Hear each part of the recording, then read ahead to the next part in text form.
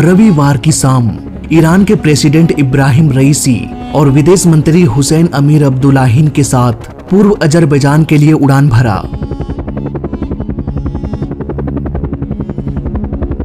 ये ईरान के पूर्वी बॉर्डर में है। यहाँ पर रईसी को एक डैम का उद्घाटन करना था। ये उद्घाटन की कुछ तस्वीरें हैं। प्रेसिडेंट रईसी के हेलीकॉप्टर के अलावा भी और 2 हेलीकॉप्टर उनके साथ इस उद्घाटन में आए हुए थे। प्रेसिडेंट के इस हेलीकॉप्टर में विदेश मंत्री के अलावा भी 3 लोग और हेलीकॉप्टर में सवार थे। इनके अलावा 3 क्रू मेंबर्स भी थे। उद्घाटन के बाद एक एक करके तीनों हेलीकॉप्टर ने उड़ान भरा। ये जो अजरबैजान नाम की जगह है, ये चारों तरफ ऊंचे ऊंचे पहाड़ पर्वतों से घिरा हुआ है।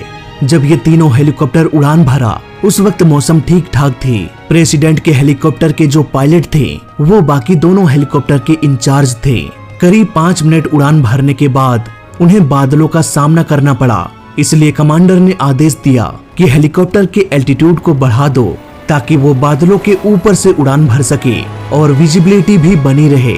अब तीनों ने अपने अपने हेलीकॉप्टर के एल्टीट्यूड को बढ़ाना शुरू किया। इसके 30 सेकंड्स बाद एक हेलीकॉप्टर के पायलट ने नोटिस किया कि कमांडर का हेलीकॉप्टर यानी कि प्रेसिडेंट का हेलीकॉप्टर दिखाई नहीं दे रहा। उन्होंने आसपास देखने की कोशिश किया पर तीसरा हेलीकॉप्टर तो दिख गया लेकिन प्रेसिडेंट का हेलीकॉप्टर दिखाई नहीं दिया। उन्होंने हेलीकॉप्टर के रेडियो के जरिए रेडियो कॉल करने की भी कोशिश किया पर रेडियो पर कोई भी जवाब नहीं आया।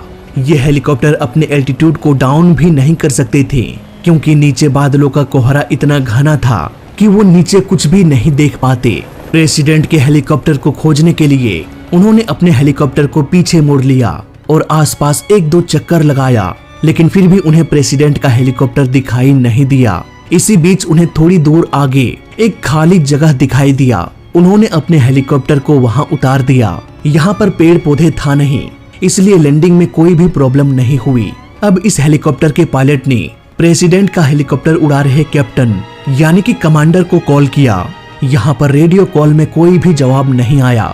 जंगल में होने के बावजूद भी थोड़ी बहुत फोन पर नेटवर्क आ रही थी इसलिए उन्होंने कमांडर के फोन पर कॉल किया इस उम्मीद के साथ कि कोई तो फोन उठा ले और ठीक ऐसा ही हुआ। कॉल रिसीव हो गया लेकिन ये आवाज कमांडर की नहीं थी। शायद उनकी मौत हो गई हो। लेकिन फोन की आवाज सुनकर हेलीकॉप्टर में बैठे दूसरे यात्री अली हसीम ने कॉल रिसीव किया। उन्होंने कहा कि हमारा प्लेन जंगल में क्रैश हो चुका है। अब ये हेलीकॉप्टर एक बार फिर से उड़ान भरा ये देखने के लिए कि आखिर प्रेसिडेंट का हेलीकॉप्टर कहाँ क्रैश हुआ है।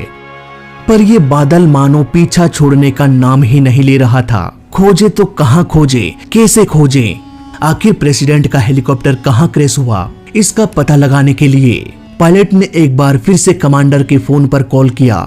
इस बार भी हसीम ने कॉल रिसीव कर लिया। उन्होंने कहा कि मुझे अच्छा नहीं लग रहा। मुझे नहीं पता कि ये क्या हो गया। मुझे ये भी नहीं पता कि मैं कहाँ हूँ। बस चारों तरफ पेड़ ही पेड़ दिखाई दे रही है। मैं किसी को देख नहीं पा रहा हूँ। मैं अकेला हूँ। तुरंत ही ये खबर आग की तरह फैल गई। करीब 40 रेस्क्यू टीम को जंगलों में छोड़ा गया। हेलीकॉप्टर को खोजने के लिए तुरंत ही सैटेलाइट की भी मदद ली गई क्रैश साइट का पता लगाने के लिए। लेकिन इतना करने के बावजूद भी वो असफल रहे। Armenia, Azerbaijan, Iraq, Qatar, Turkey, Russia इन सारे देशों ने भी रेस्क्यू हेलीकॉप्टर को भेजा। 50 से भी अधिक टीम और सैकड़ों लोगों की तादाद में जंगलों में छानबीन कर रहे थे। वहीं दर्जनों हेलीकॉप्टर और प्लेन जंगल के बीच उड़ान भर रहे थे। पर ढलती शाम और इस कोहरे में कोई भी हेलीकॉप्टर या प्लेन के पायलट नीचे देख पाने में सक्षम नहीं हो रहे थे।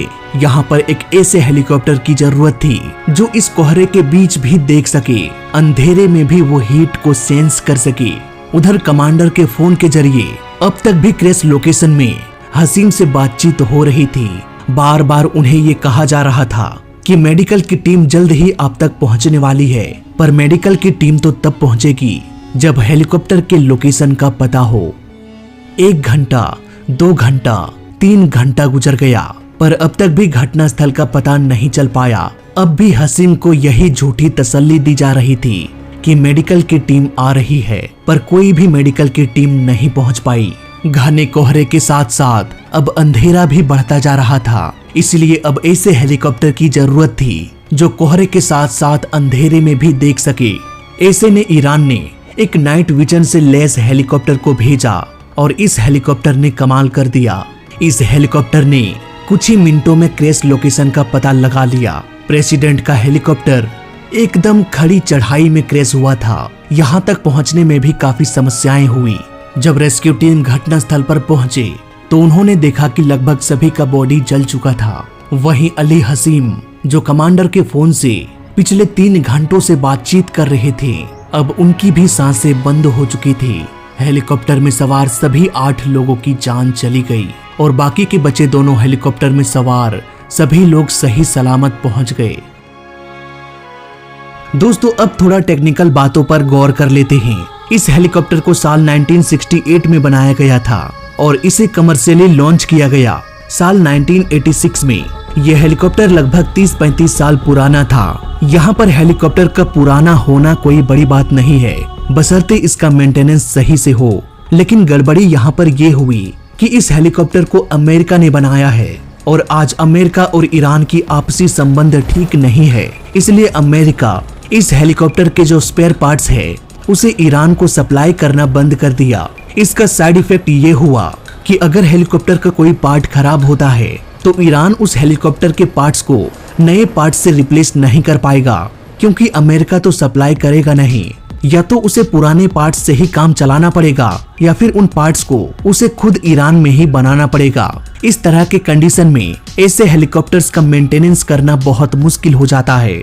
इसलिए समय दर समय ऐसे हेलीकॉप्टर्स जिसका मेंटेनेंस ठीक से नहीं हो रहा, वो 30-35 साल बाद उड़ने लायक नहीं रहेगा। अब ईरान के एयरफोर्स इस प्रॉब्लम से कैसे डील किया, वो किस तरह से इन हेलीकॉप्टर्स का मेंटेनेंस कर रहे थे, ये तो मुझे नहीं पता, लेकिन मेंटेनेंस में प्रॉब्लम तो होगी। इसलिए तो ईरान के कुछ आर्टिकल्स में अमेरिका पर भी इल्जाम लगाया गया कि उसकी वजह से हेलीकॉप्टर का मेंटेनेंस नहीं हो पा रहा था।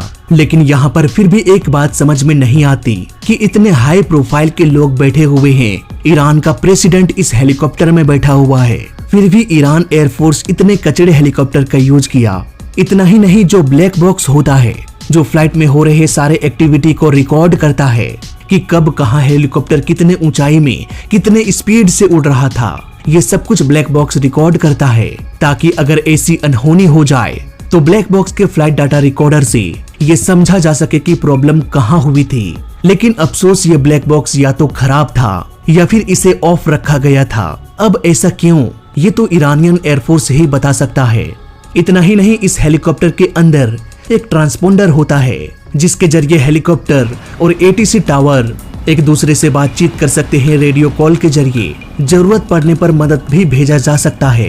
लेकिन रिपोर्ट के अनुसार या तो इस हेलीकॉप्टर के ट्रांसपोंडर को ऑफ किया गया था या फिर ये ट्रांसपोंडर ही खराब था।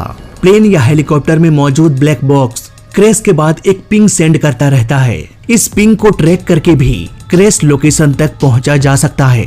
लेकिन अफसोस ये ब्लैक बॉक्स भी वर्किंग कंडीशन में नहीं था। सोचने वाली बात है दोस्तों, सेफ्टी से इतना बड़ा खिलवाड़ कोई कैसे कर सकता है।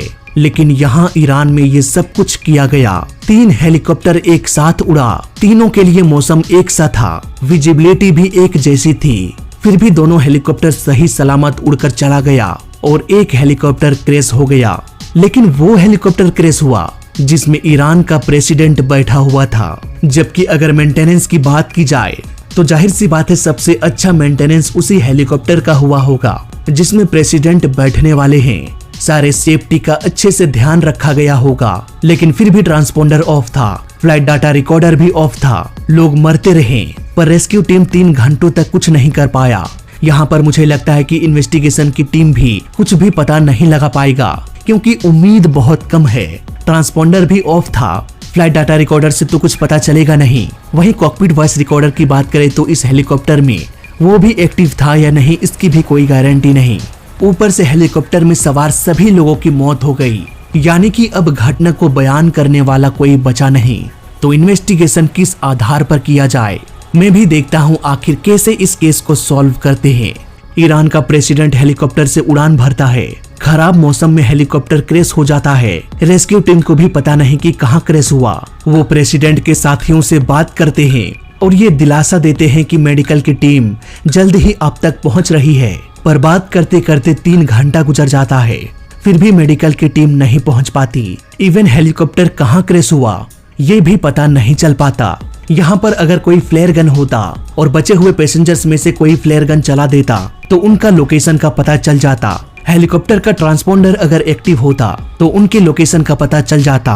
ब्लैक बॉक्स भी अगर एक्टिव होता तब भी उनके लोकेशन का पता चल जाता और शायद कुछ लोगों की जान बच जाती। यहाँ पर प्रेसिडेंट के हेलीकॉप्टर के साथ इतनी लापरवाही हो सकती है तो भाई आम आदमी कहाँ जाएगा। फिलहाल इस वीडियो में अभी तक के लिए बस इतना ही। इस केस पर जो भी रिपोर्ट आती है, इस केस पर जो भी इन्वेस्टिगेशन होता है, उस पर एक और डिटेल वीडियो बना दूंगा। तो फिलहाल इस वीडियो में अभी तक के लिए बस इतना ही। वीडियो अच्छा लगा तो लाइक कर देना, बुरा लगा तो डिसलाइक कर देना और दोनों ही केस में चैनल को सब्सक्राइब कर देना क्योंकि इस चैनल में सीखने के लिए बहुत कुछ है।